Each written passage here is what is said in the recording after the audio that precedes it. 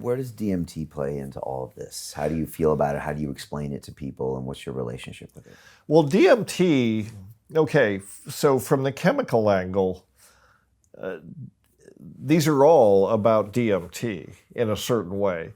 Ayahuasca is made from a combination of two plants, one of which contains DMT, right?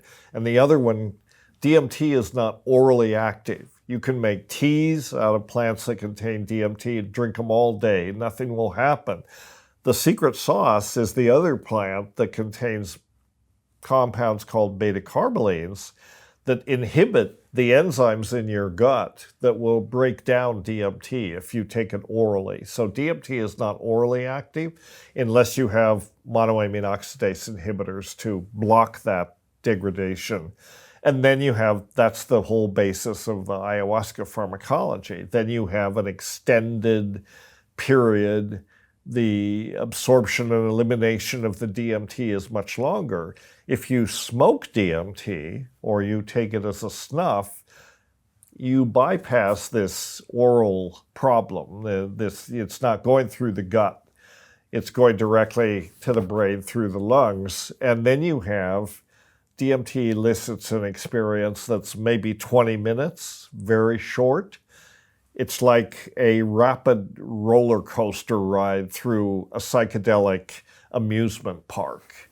It all happens very rapidly, and it's hallucinogenic, it's visionary, it's neon lit, it's crazy. It's literally like poking your head. It's like there's an alternate reality. There's a circus going on just next door. I feel like I'm in a video game. You get to poke your head through and look at what's going on. I've only smoked a few times, but when I do, I feel like I'm in like a Donkey Kong video game. I feel like I'm in one of those video games from the 80s, and I'm just like, what is this doing here? Right. And again, it really shows me the reality hallucination is real. Yeah. And I'm there really quick, and then I'm back. You're there really quick. And the problem with that is all you can do, it's hard to bring anything back. I mean, in terms of other than just the appreciation that, whoa, right next door, there's a circus going on. You get to poke your head in, look at the circus, all of these entities, and people are saying, where have you been? We're so happy to see you. All this stuff, it's a crazy, crazy space. And then you come back and it's like, well, okay, that's interesting. I mean, just the experience itself is interesting. But you tend not to, I suppose you could find therapeutic benefit in it. But I think the therapy comes, the therapeutic dimension is more easily accessed if the DMT experience is spread across time. So ayahuasca is, 4 to 6 hours. Now, you're not at a top DMT peak during the whole time, but you are during part of it. And then the other parts, the ramp up and the ramp down, is where the integration can go on. And the same with psilocybin. Psilocybin has a similar mechanism. Psilocybin is converted to psilocin in the body. Psilocybin is what pharmacologists call a prodrug.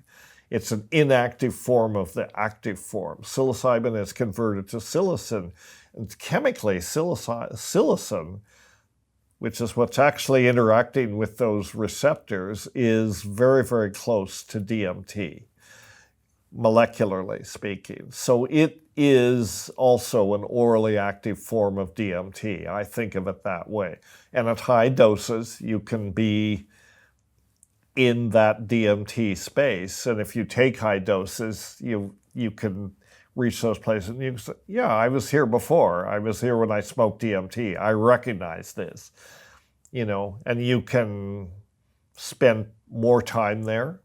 But again, it's usually not as intense as DMT, so you have more of a chance to integrate what's going on. I mean, this is what led my brother and I to go to South America in 1971. Can you talk about that adventure? I mean, I'm not going to get into details about that, but it would be too crazy. But long story short, our motivation to go there was we were looking for an orally active form of DMT. And Because you had started smoking it at Berkeley we were smoking it in Berkeley. in like 69, 70. 68, 69, 70, yeah. And we were both convinced that it was, we didn't know what it was. All we knew it was the most interesting thing in our lives. Not just the most interesting drug, of which we were sampling many, but the most interesting thing. And we thought, this is a whole other order of magnitude of weirdness. And maybe it's a portal to another dimension. That was actually the operational premise, which may be true. I don't know. But anyway, that and how old are you guys? We weren't going after spiritual experiences. We were going after space-time portals and this kind of thing.